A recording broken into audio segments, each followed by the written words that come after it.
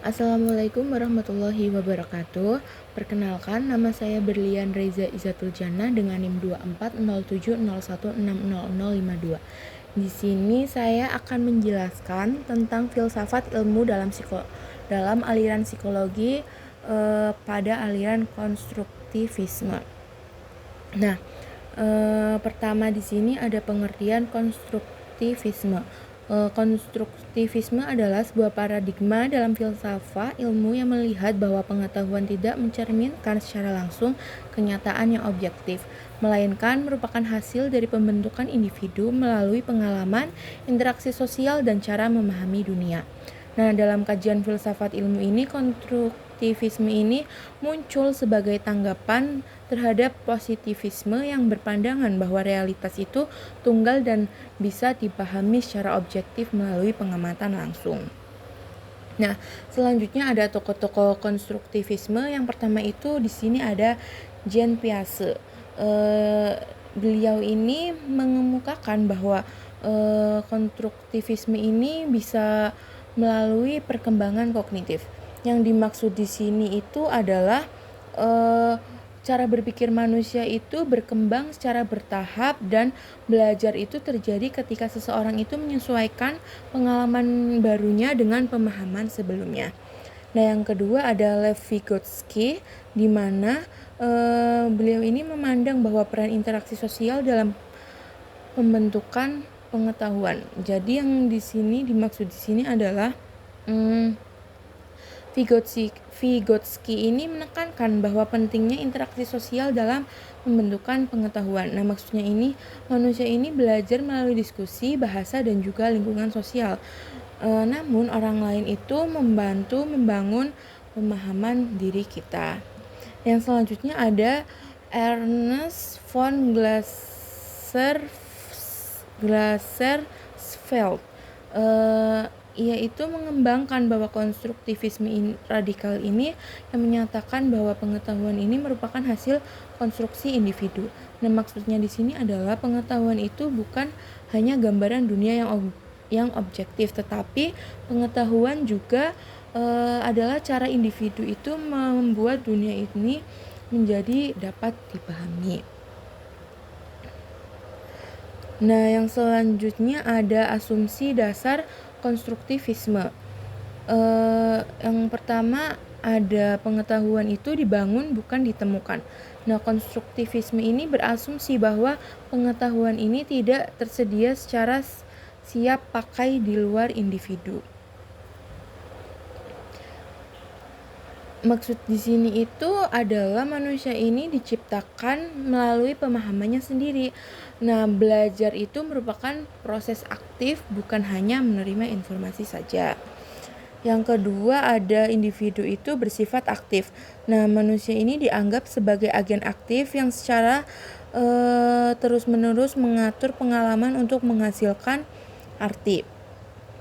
Yang di sini itu maksudnya manusia ini bukan hanya wadah kosong. Otak manusia itu selalu mengolah dan menafsirkan serta memahami pengalaman yang telah ia dapat. Selanjutnya itu ada interaksi sosial membentuk pengetahuan. Nah, yang dimaksud di sini itu adalah pemahaman ini berkembang melalui dialog budaya, bahasa, dan hubungan sosial. Yang dimaksud di sini itu pengetahuan itu lahir juga dari komunikasi dan diskusi serta kolaborasi untuk memperkaya pemahaman seseorang. Yang selanjutnya ada kebenaran bersifat kontekstual.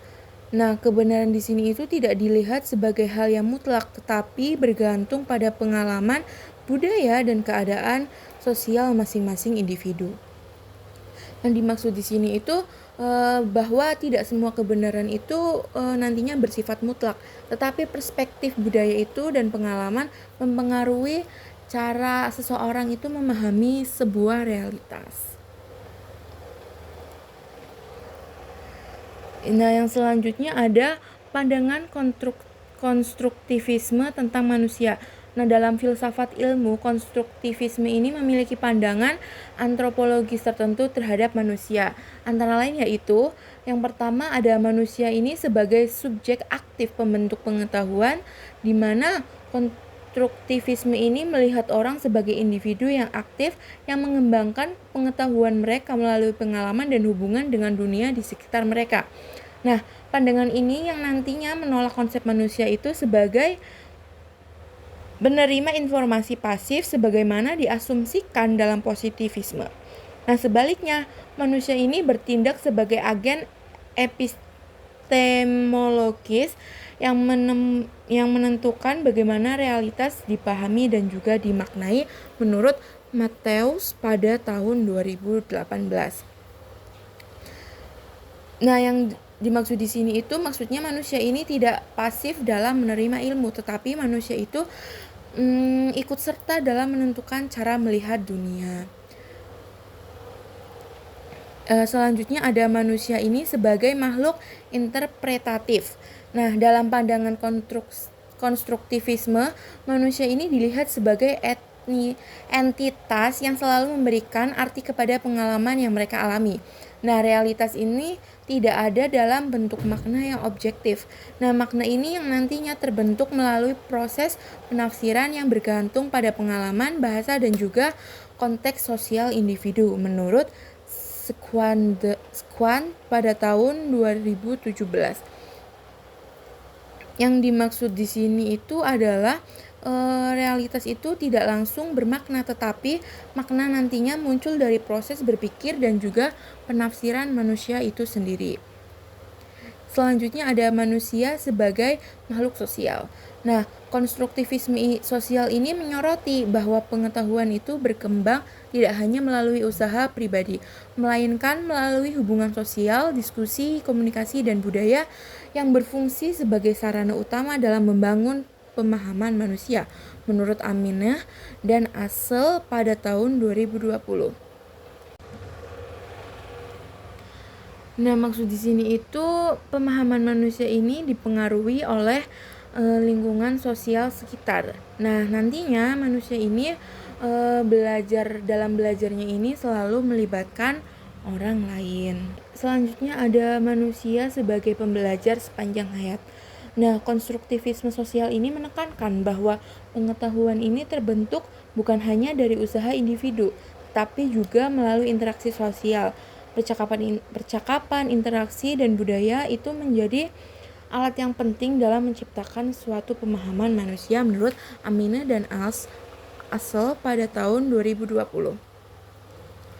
Nah, yang dimaksud di sini itu belajar ini tidak hanya berhenti di sekolah maupun di kampus, tetapi setiap pengalaman di hidup manusia itu sendiri itu menjadi sumber pengetahuan.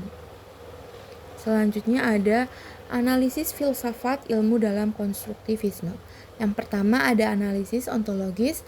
Ontologis konstruktivisme ini dimulai dari keyakinan bahwa manusia ini tidak dapat memahami realitas secara terpisah.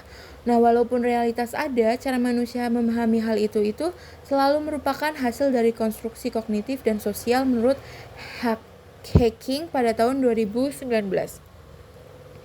Nah, karakteristik dari ontologi konstruktivisme meliputi yang pertama itu ada realitas bersifat konstruktif, di mana realitas ilmiah ini dikembangkan melalui pengalaman individu dan interpretasi sosial menurut Matthews pada tahun 2018. Nah, maksudnya di sini itu realitas itu dipahami melalui cara manusia itu sendiri itu berpikir. Nah, nantinya ilmu itu tidak lepas dari perspektif manusia itu sendiri. Nah, yang kedua ada multiple reality, di mana ada banyak realitas karena setiap orang ini memiliki sudut pandang yang berbeda tentang fenomena yang sama menurut Riegler dan Steph pada tahun 2017. Nah, di sini itu maksudnya satu fenomena itu dapat dipahami berbeda oleh setiap individu, tidak hanya dari satu sudut pandang saja. Yang selanjutnya ada kontekstualitas realitas, di mana makna dari realitas ini dipengaruhi oleh budaya, sejarah, dan kondisi sosial tertentu. Menurut Squan pada tahun 2017. Nah, maksudnya di sini itu budaya, sejarah dan lingkungan ini nantinya juga mempengaruhi pemahaman realitas. Nah, pengetahuan tersebut itu nantinya akan selalu terkait dengan konteks sosial. Nah, selanjutnya ada analisis epistemologis. Nah, epistemologis konstruktivisme ini menekankan bahwa pengetahuan ini dihasilkan dari interaksi aktif antara individu dan lingkungan. Nah, subjek pengetahuan ini tidak dapat dipisahkan dari objek yang dipelajari karena proses mengetahui selalu melibatkan pengalaman pribadi menurut Kifunja pada tahun 2019. Nah, karakteristik epistemologis konstruktivisme itu yang pertama ada pengetahuan terbentuk melalui pengalaman langsung. Nah, yang dimaksud di sini adalah belajar terbaik itu terjadi melalui pengalaman langsung. Kan ada pepatah yang bilang ya kalau pengalaman itu adalah guru terbaik. Nah, nantinya praktik lebih penting daripada hafalan. Yang kedua ada refleksi dan diskusi sosial. Nah, maksud dari ini adalah pemahaman ini semakin kuat melalui dialog dan juga refleksi. Nah, nantinya diskusi ini membantu memperbaiki cara berpikir manusia itu sendiri. Yang ketiga ada kebenaran sebagai negosiasi ilmiah. Nah, maksud di sini itu artinya itu ilmu ini berkembang melalui kesepakatan komunitas ilmiah. Nah, nantinya pengetahuan ini bisa berubah sesuai perkembangan pemikirannya. Selanjutnya ada Unity of Science. Saya di sini mengambil dari Quran surat An-Nahl ayat 78. Bismillahirrahmanirrahim. Wallahu akhrajakum min butuni ummahatikum la ta'lamuna sayyi'an wa ja'alakum sam'a wal absar wal af'idata la'allakum tashkurun. Artinya, Allah mengeluarkan kamu dari perut ibumu dalam keadaan tidak mengetahui sesuatu pun. Kemudian Dia memberikan pendengaran, penglihatan, dan hati agar kamu bersyukur. Terima kasih, itu saja yang bisa saya sampaikan. Kurang lebihnya mohon maaf apabila ada salah kata atau ada tutur kata. Saya ucapkan banyak terima kasih. Wabillahi taufik wal hidayah. Wassalamualaikum warahmatullahi wabarakatuh.